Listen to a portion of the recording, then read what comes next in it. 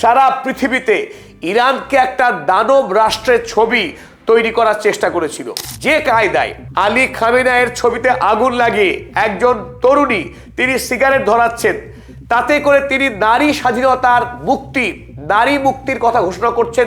এই যে ছবি আপনারা দেখেছেন সমস্ত অনলাইন মিডিয়াতে ভাইরাল হয়েছে, সেই ছবি একটা ফেক ছবি। পরে জানা গেল তিনি হলেন মর্টিসি অ্যাডামস। তিনি কোনো মুসলিম নারী নন, তিনি ইরানেরও বাসিন্দা নন, তিনি কানাডাবাসী একজন ইহুদি নারী এবং তিনি তার বিশ্বাসের দিক থেকে তিনি জায়নিস্ট এবং তিনি কট্টরপন্থী ইসরায়েলবাদী এবং অ্যান্টি ইরানিয়ান একজন অ্যাক্টিভিস্ট। এবং এই ছবি সাম্প্রতিককালেরও নয়, এই ছবি 2022 সালে এই ভিডিওটি ধারণ করা হয়েছিল প্ল্যান মাফিক।